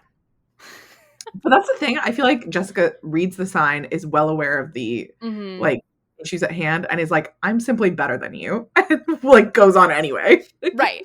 No, yeah. The rules don't apply here because she's like, I know what I'm doing and the rest of you bitches don't. And she's right. She's correct. She's literally right. There are so many romance heroines that I love and I respect. She's one of the only ones that like I actually would trade my personality for hers if I could. Yeah. She's right there. Really special. That's the thing. I can think of like lots of books where there are sort of like Dane complex, like not complex in terms of narrative, though sure, that too. Like where there are men who are like, oh my god, I cannot believe this gentle lady is in love with me or whatever. Or where they're like, I can't believe the depth of affection that she has for me. Like I know a few of those, and I feel like we've talked about some of them, but like the number of heroines who are written like Jessica, I think is a lot thinner in number, because the tendency is to go like sort of ham-fisted with some of the things that are done really delicately in Jessica's character, like her being a really like effective manager of his emotions and stuff. Like some of that can get really ham-fisted in some of the ones that I'm thinking of, or like her being, I don't know, like very sure of herself. Sometimes that turns into like a caricature in other characters where they're like overly like, I don't know, it doesn't feel earned or deserved, their reputations or their confidence. This is definitely a generalization, and there are Jessica characters out there. I'm just not thinking of very good examples off the top of my head. Actually, honestly, some of the Halifax sisters are kind of like that. Like, they're just, like, so confident and so sure of themselves, but it feels earnest, I think, in the novellas. Yeah. Margot has, like, the beginning of her, or no, I'm thinking of Matilda, hers, where she, like, manages him into taking him with her. Yeah, He just like, doesn't take no for an answer and is like, nope, I'm going to solve this problem. Meet me at midnight. Like, you will do what I say. There's a Season of Seduction by Jennifer Haymore. It's kind of a spoiler, but if you want another heroine who's going to shoot the hero for being a dick, that's the one. Love. It wasn't my favorite book ever, but by the time she shot him, I was having a very good time. Because he's like he like tricks her into marriage because he needs money, and he didn't think he was gonna like her, and then he likes her. But yeah, she shot him. Aww. It was so funny about, well, number one, it could never happen in a contemporary for many reasons. But like, can you imagine if someone shot you and you still married them, even if it was intentionally your arm? Like. What? But number Obviously two, not, because I'm a lady. However, well, I would be up for meeting someone that I shot, depending on the conditions. Okay. Well, I cannot stop thinking about how after she shoots him, they like meet, they have the lawyer there.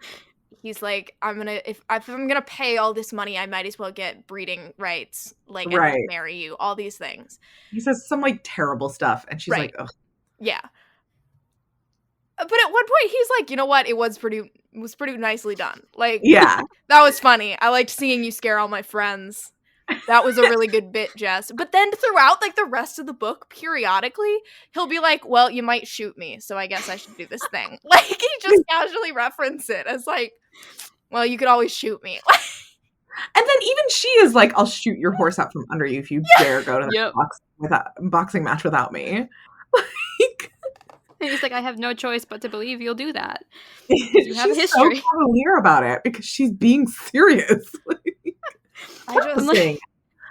I need a woman who will follow through on what she says. Yeah, exactly. You know what I mean? Yeah, like I'm like looking at my quotes for the Jennifer Haymore one, and the quote is, he's like, Becky, his eyelids fluttered shut, but he struggled to open them. You shot me.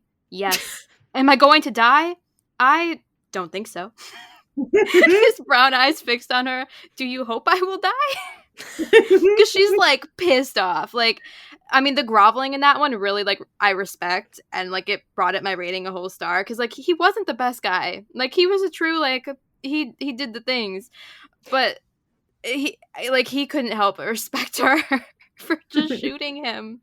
And like, it's like the same thing where like the whole premise of a book is like she has to have sex for some reason, and then they don't have sex until like page 300, and you're like, why did I just read this? Like, you promised this and you didn't deliver. So I think the books that do deliver on either the bodily harm or like having sex like right away, like Joanna Shoop's The Bride Goes Rogue, like they do it. Or I mean, it's pretty close, like whatever, like they have the really hot scene. I think it's more rare than I think it should be, where like promises are completely followed through. Like let women make good on their threats in 2023. That's my request for historical romance. If he says she's gonna kill him, I would like to see her try. Chekhov's threat. Exactly. Chekhov's threat.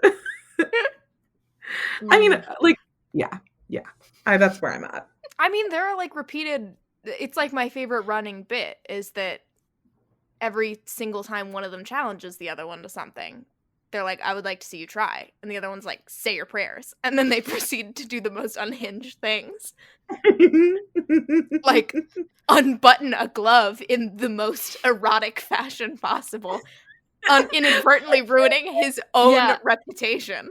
When he's like, see, I just owned you. And she's like, actually, look around. Like, you just proposed.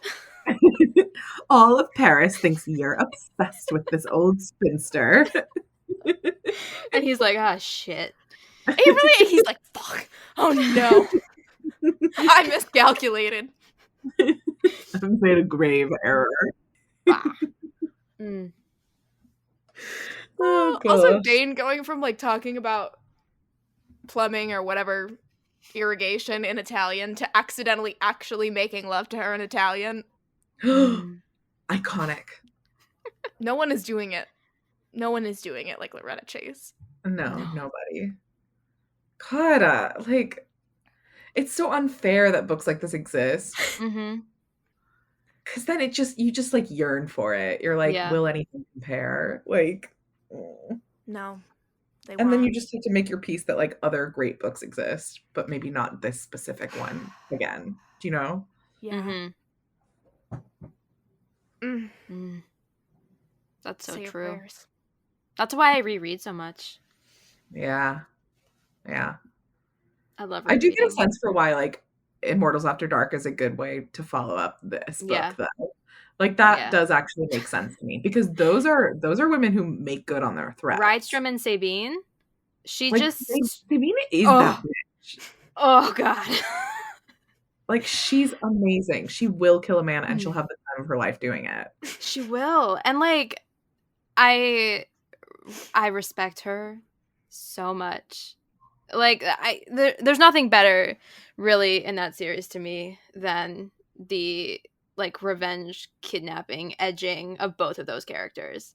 Yeah. He's like, I'm gonna parody this, I'm gonna do everything you did to me and do it to you, and then he's too nice to actually like make her suffer. Right. But like I mean, I had to read that book to like cleanse my mind after I was reading like a bunch of just like meh ones. So but it could also help after reading a great book. I mean, I think that like the real commitment that book has to sexual torture is really romantic. It is. It's a really romantic book. Like upon my third reread and my second reread in so short of like 2 weeks, like just the romance of it, like how at odds they are at the beginning, and then just like seeing them slowly fall in love and her being like, I think I have to apologize. And she's so like upset that she actually feels bad for doing things to him. Yeah. And then when he like finally like loses his mind and she's like, oh my God, I've broken him. Like just like there's a rainstorm, like kidnapping, like they both nearly die. He like gets disemboweled. And she's like, shit, my demon, he's hurt. And he's like, I couldn't stop from taunting him. It's just that book. I do actually it's been years again since I read that one. It's making me want to reread because I did not remember the disemboweling. Like literally he's taken to like her brother's throne room or wherever, where it used to be his. And he's like by the throat and she's like off dealing with Hedia. And she's about to leave with him. She gets him. And then he like makes a jab at whatever the guy's name is, just because he like that guy wants Sabine too. And he's like, ha ha ha. And then the guy just like Omort is his name. So Omort just like slashes his hand and there's a huge ass hole just blown in Rydstrom's stomach. His spine has been severed. So he can't feel it at that moment.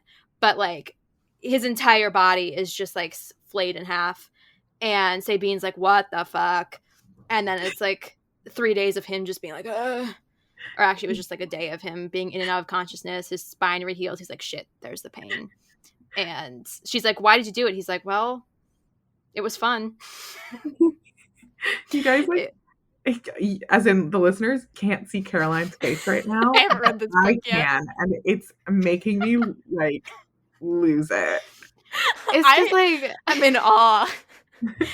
It's just the power move, like of the 7-foot tattooed rage demon king, like being brought to his knees by her is just tattooed on my soul.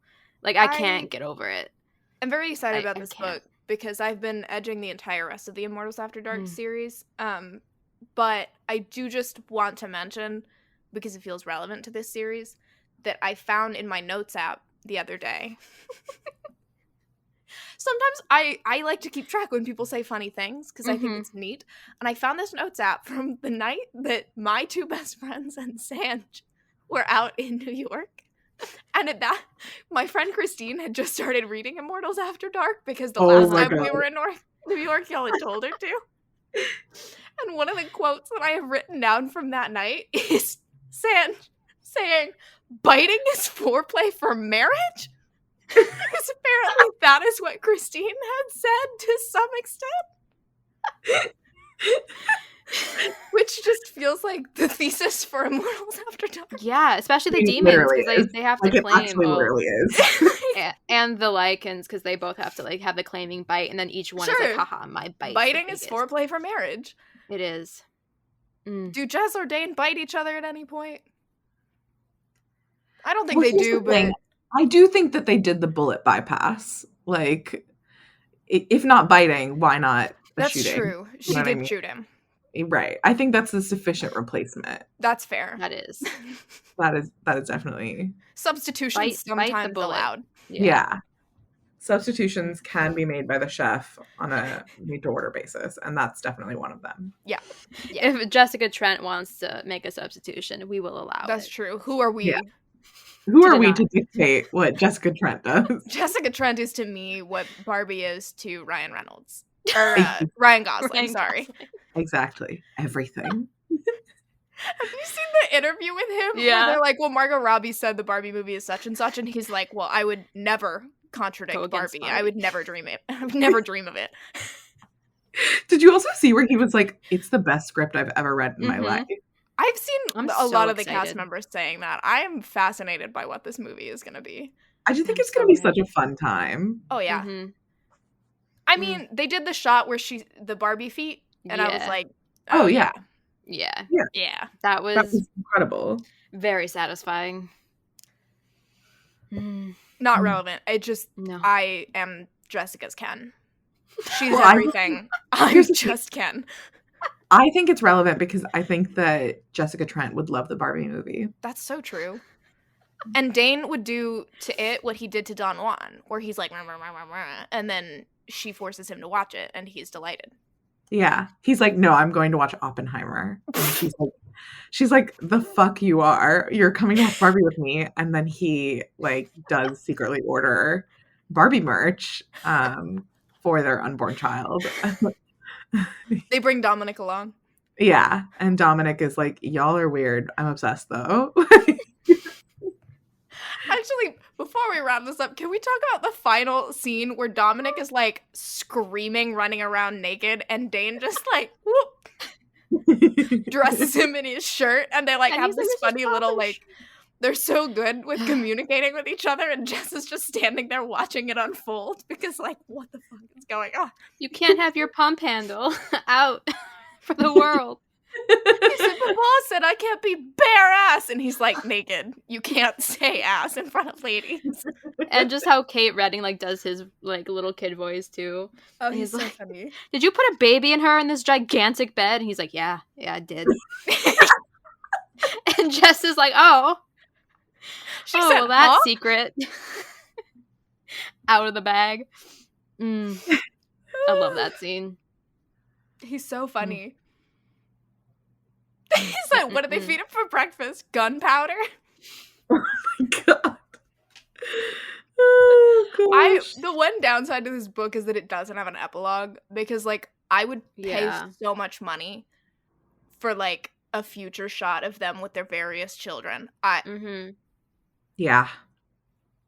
Have you read Forever Your Rogue by Erin Langston? The one that's like, I did. That's on my list. What did you think? I really enjoyed it. I thought it was like a little long in the middle. Like it got a little bit long, but I had just read a really bad Guardian trope. And then I read that one like right after it, and this one handled it a lot better than the other one did. So it really scratched that itch of like, thank God that it like was just dealt with off page. And they like did it. Like the custody battle of it all. Yeah. Because like I realized that I like when they already have like custody and they're not fighting for it. But he was my runner-up for our most reformed rake superlative. Because his transformation is just he similarly like encounters children and like loses his mind. Yeah.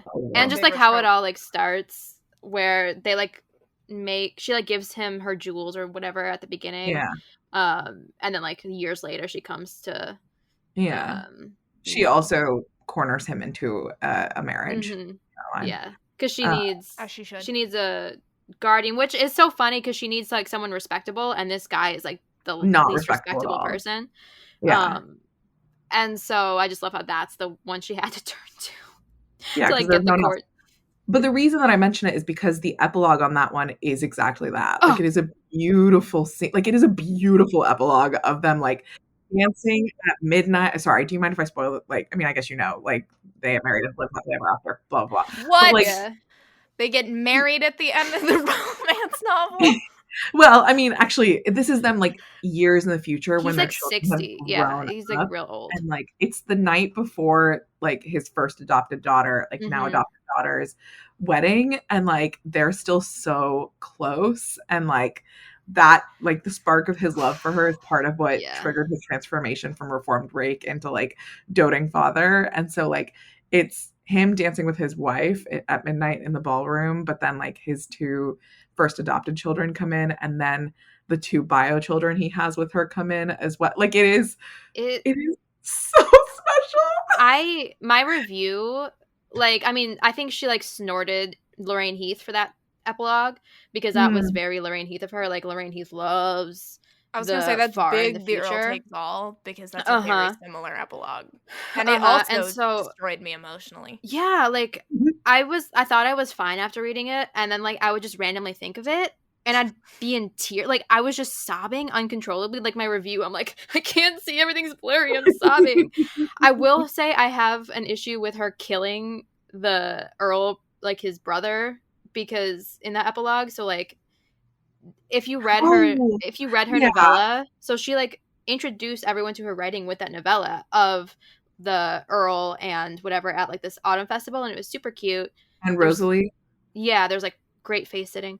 And then he's like in the book. I read that novella, but it's really cute. It's really good. She's just a really good writer, and so she handled the space really well. But he is in the book as like the aloof, you know, they never really understood each other, older brother. And then in the epilogue, now Nate is the Earl. So this guy died at like 60. And I was like, I, for one, am not okay with that. I was like sobbing for that too. No one's supposed to die. I know. So I'm like, how dare you? But it was also a very emotional epilogue for other reasons. But I was in the ground during that book. But I'm so excited. I'm like curious as to where her next book's gonna go. I'm like, I don't know where she's gonna start, if she's gonna go to kids, if she's gonna go like in the same, like, you know, I think she might do Cora's brother. Like, I hope it's like within that you know, generation, and waits a little bit to go to the kids. But yeah, that book is really good. I need the audiobook of it. I hope one gets made at some point. It's good. I think you'd really like it, Caroline. Like, I need to read it. And they spend so much. The thing that's great is like they spend so much time on page together. Also, like this, where like once Stan and Jessica end up on the estate, like they are together on page all the time. She said, "Oh, you thought you were gonna leave me here? Yeah, I think the fuck not. Let me unpack your trunk for you." Yeah. To bring up the hating game again, Sally Thorne gave an interview a long time ago saying the reason, because she like stemmed from fan fiction, like her and Christina Lauren, like they were all they're all Twilight fan fiction. And she said her favorite thing about fan fiction is when they're on the same page in the same room together. And that you can really see that in the hating game, because I mean, to its detriment, like Lucy's only friend is really Josh by the end of it. But I really enjoy books where it's just them together the entire time. And you're right about both of these. It's hard to write. Yeah. It's hard. It's deceptively hard to write because you need to figure out how to like move something when the two of them are on page together all the time. Like, that's why forced proximity is so popular, right? Because, like, it gives you some sort of, like, narrative structure within which you can have these two people stuck in a place together talking all the time. But then, even then, you have to do more than just have them sit and talk to each other. Like, that's not satisfying either. Like, there needs to be a motion of some kind. Like, ugh. I feel I'm so, like, gratified when someone pulls that off. Yeah. And you're right about this book being that too. Yeah. Ugh. Like, from shooting onwards, they are, like, joined at the hip. Well, and even before that, you don't get a ton of time with them. So, like, most of the scenes are them together, and then you get, like, little snippets of them individually. Right. But I feel like you still do spend a lot of time with them interacting. Yeah. Like, there are a few, and the conversations that are not just them to each other are, like, her and Genevieve. And, like, Dane, like, being ridiculous, but, like, talking about him or thinking about her, or, like, influencing still all the other actions. Or side characters making bets about them. Oh, yeah. Which is just... There are a few interludes about that, like, the whole Vautry thing. And Beaumont. What a piece of shit. Like, who are these random side characters? What are y'all doing? He's like, he tried to watch me have sex. That was disturbing. Oh, gosh. Well, but also just the entire bit of him being like, this much money that Dane is going to do this within a week. And the other guy's like, dude, have you met Dane? Only for it to happen every time. Like, he's like, no, he'll follow her. But, like, he doesn't chase anybody. Proceeds to chase Jessica down the street in the rain. Right. While casually unbuttoning and rebuttoning his pants. Hot. Yeah, he's just ridiculous, man. Why is he so ridiculous? Like, actually, what an unhinged person. But he's so hot. I know. She walks in and he's got, like, 2 whores on his lap. Why are you the way that you are? Like, and we know he's trying to fill the void of her. Right. With them. And she just sees, and she's so mad about it, too. Like, so mad. He said, maybe I should tell you about what I like in my women. She said, I know what you like. You like them big, busty, and, what is it? Brainless. Yeah. Oh, my God, Jessica. And the way she's just like, move. Let's shoot this man. That's the other thing. Like, I feel like her anger is so funny, but also so deserved in this. Like, so expressive. Like, it's really good. Oh, every time she goes off on him, I'm like, boy, does he deserve it. Yeah, do it again. Do it again. And then she does.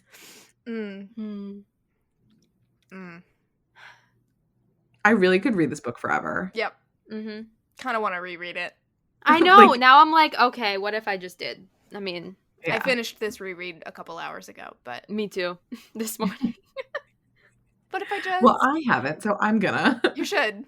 You should. Well, I'm also gonna read Luckiest Lady in London. Yes. Which I can't believe I haven't read. But I realized what I have read for sure is Ravishing the Heiress. No, His at Night. Have you guys read His at Night by Sherry Thomas? I read like a bunch of random books by Sherry Thomas. Like, I don't think I've like really gone through her backlist in an orderly way at all. But I read His at Night, which has like a bananas premise where like a lord masquerades as this like sort of a silly idiot that no one takes seriously. Like, he's like a dandy that no one pays attention to, and that's how he gets like secrets for the state. Sure. Like, oh, yeah. Like, he uses his status as like a silly idiot to like be like an instrument of the crown.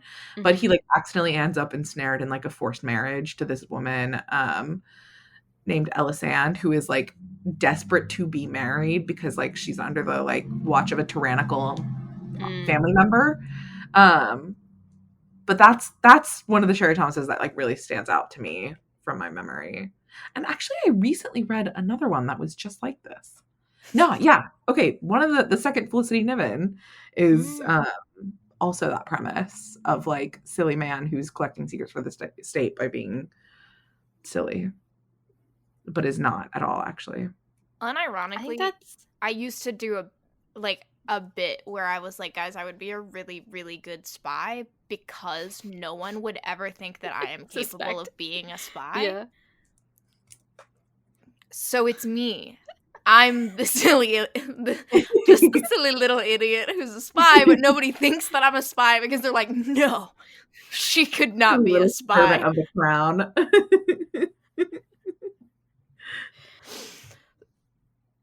It's me. There you go. Yeah. Hi. I'm the problem. It's me. Another Taylor Swift reference ding. I do need to read some more Sherry Thomas because I liked her style. I'll probably read. I think it was Olivia Random Olive who, when we read The Luckiest Lady in London, DM'd me to be like, the rest of that series is really good too if you like manipulative people. And I was like, I do. I really truly do love manipulative kind of awful characters. I think they're so fun. Well, His at Night is the third in that series. Oh, really? Oh, okay. Yeah. And I think I've heard good things about the second one, which I'm blanking on the name, but I've heard is really good. Mm-hmm. Because there's is it Ravishing the Heiress? That's one that I've heard a lot about. I think that's the one. I just love that man does whatever he needs to do to eventually get this woman who definitely was about to agree to be his mistress before he gave up on trying to get her to be his mistress to offer marriage. And sometimes that means saying awful things about other people that she was considering marrying, even though you're lying. And sometimes it means making up a follow-up lie about it to cover your tracks from the first lie. And the best part about it is that I was like, he was right. He was. That's another one where they spend a lot of time together. Yeah, and very little plot-wise happens. It's a very character-driven. Wait, sorry, this is Luckiest Lady in London? Yeah. The second one is Private Arrangements. Mm-hmm. Oh, yeah. The casual. Yeah, your suitor is actually like in an incestuous relationship with his half-sister. Therefore, you can't marry him.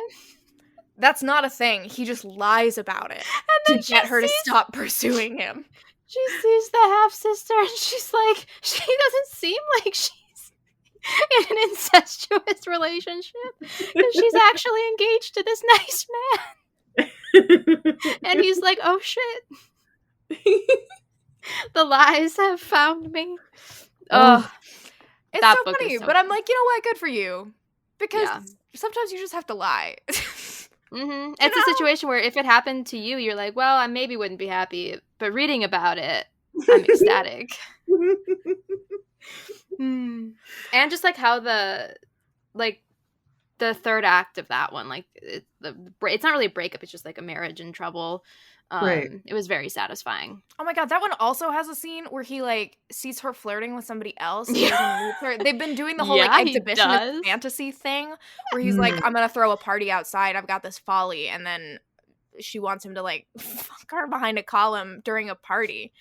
Right? Like they have all these conversations and they keep alluding to it, like we're gonna do it, and then he sees her flirting with some guy, gets mad about it, sneaks up behind her in the folly, and she starts talking to him, and he thinks that she thinks he's the other guy, doesn't say anything, fucks her from behind, and then like, comes inside her also.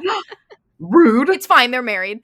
Okay. But it's not like a but he's like, oh, he thinks she would let this other dude come inside her, only for her to reveal that she knew it was him the whole time. Because she like gestured after a fight. It's so much. She like gestured to this like overlook where they both talked consistently about having sex, and she like gestured with the other guy, and so he sees that and he's like, how could she like ruin our sacred spot?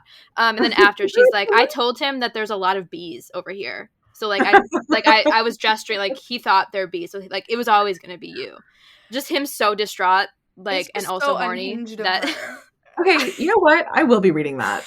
I would. I think that would be a really good follow-up to this book. I've been in kind of a historical mood lately. I mean, I've also been sitting on Georgie All Along by Kate Claiborne, but I think I need a historical right Do now. this one first. Do it. In these trying times. Like, they are trying. Two super manipulative, very selfish people. Oh, this guy's got mommy issues too. Mommy issues galore. Love.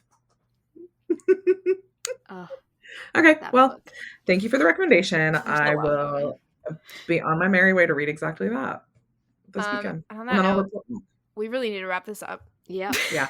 Because we talked for 2 hours. Yeah. You guys are going to have so much fun editing this. Most of it's going to stay.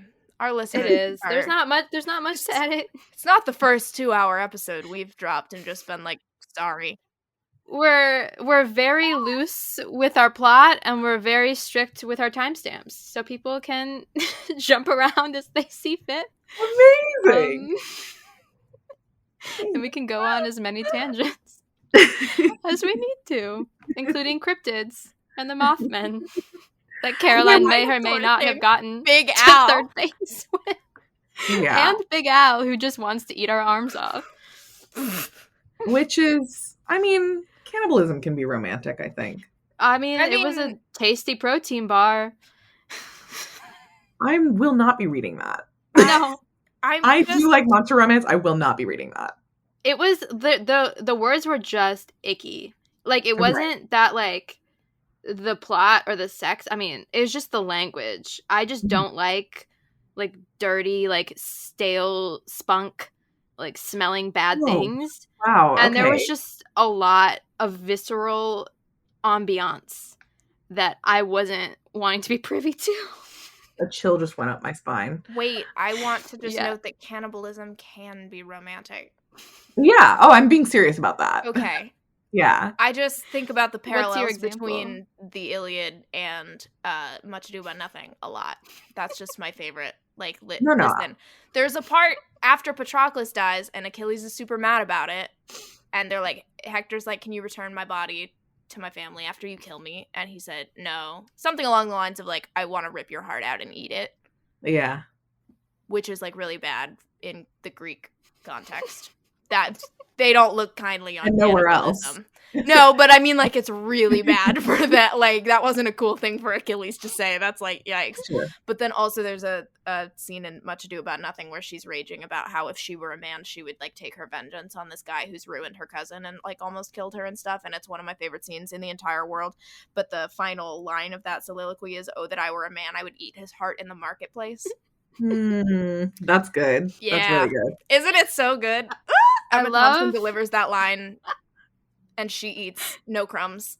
No crumbs she eats were left the heart behind. in the marketplace. She eats the heart in the marketplace.